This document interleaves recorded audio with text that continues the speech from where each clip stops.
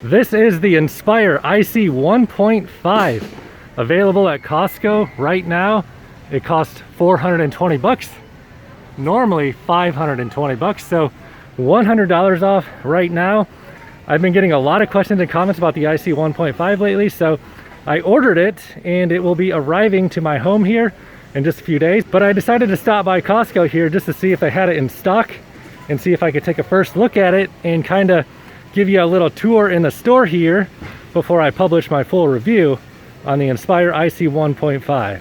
The flywheel mass, I'm not sure exactly what it is. It feels pretty standard. You know, I'd say it's probably right on point with like the Proform Tour de France. Maybe weighs a little bit more. I'll publish the specs here up on the screen for you. In terms of the appearance, you know, it really just looks very reminiscent of the original standard Peloton. Everything from like the black frame to like the red lettering and the lettering on the side. Like the belt drive cover here and the magnet cover here is kind of like a smoked out gray. So it's just very reminiscent of the original Peloton bike. So the first thing we can see is there is no tablet on this bike whatsoever, just a tablet holder. So you're not going to be locked into any particular platform on the Inspire 1.5. Also, I find it kind of interesting. It says Inspire IC1 and not IC1.5 here. Taking a look at the flywheel here, we can see it is magnetic resistance, and there is a stack of magnets here up on top of the flywheel. So it'll be interesting to see how much max resistance there is on the IC1.5. The resistance knob here appears to be a physical resistance knob. It is not digital magnetic resistance, so there is no automatic adjusting resistance on this bike. Looking at the pedals, they are like basically the same thing as what you get on the Proform and the NordicTrack S22i. A very basic steel teeth pedal with a cage on one side, no clip-in pedals on the other side. The seat does raise and lower. There are holes you need to click into, so there are not micro adjustments. The seat also does move forward and backwards here with this adjustment. The handlebars are technically two-way adjustable, I suppose you would call it. You can just raise and lower them.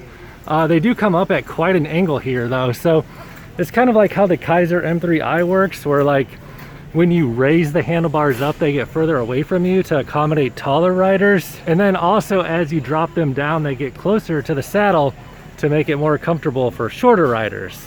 Looks like they put the mobility wheels on the front stabilizer backwards on this bike. Looking at the handlebar grips, they are pretty thick actually. There is a nice rubber material, a kind of unique shape, how they like really kind of curve in out here in position 3 out on the ends. But you do get like a nice flat grip here in the front.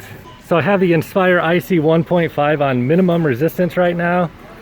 Feels like minimum resistance, really, pretty minimal. I'm sorry, I'm not going to take a picture. So let's see how many turns it takes to get from minimum on up towards like maximum. So I'm on 0, 1, 2, 3, 4, 5, 6, 7, 8, 9. 279 is for something that's not here. Oh. Yeah, I don't know. One is 3? Yeah, that one's like 385. 385. Okay, so. Well, if it's a Peloton, Yeah. yes, but I don't know. I'm not sure.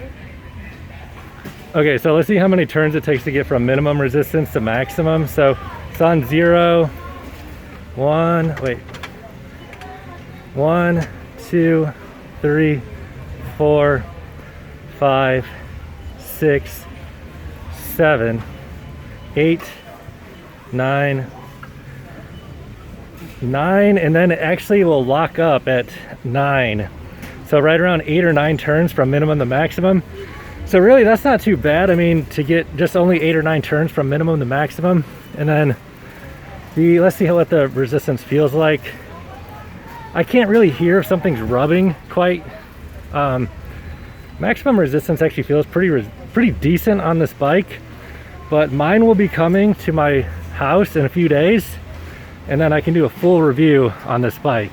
I do have the seat on the maximum setting right now. I'm 6'5", and there's what the bend in my knee looks like. So I actually do feel like this bike does fit me at 6'5". Probably if you're any taller than 6'5" though, this bike might be not quite big enough for you. The handlebars are also on their max setting, and it is actually like a comfortable riding position here on the ones closest to me. If I get out on these ones, I do kind of gotta get stretched out a little bit though. But really, these are kind of for like getting out of the saddle, so you can be like comfortable in position 3 here riding the bike. Okay, so I had a little bit of time here to try out the Inspire IC1.5 in the store, and first impressions are the drivetrain on this bike actually feels like pretty decent for what it is. I mean, considering if you can get it at the price of $420, I mean, I think it actually is like a pretty good value. Like if you want to do like a Peloton DIY setup or some, you know, just basic class where you don't have to buy an actual Peloton, it seems like it's actually a pretty decent value. But you know, the Inspire IC1.5 is not your only option. I have many other bike reviews on my channel. Like I have a review on the Proform Tour de France CBC. I also have a full review on the Echelon EX4S, which is $1,000. It was on sale for $800. This one's only $385. But there are many other options, and you know, this seems like a pretty good value. I don't know if it's the best value at the price point, but we'll find out when mine arrives in the mail. So is the Inspire IC1.5 something you guys are interested in? I know quite a few people have left me comments wanting to know more about the Inspire IC1.5. So let me know exactly what you guys want to know about it down in the comment section. If this video has been any benefit to you, please give me a thumbs up and subscribe for my full review coming soon.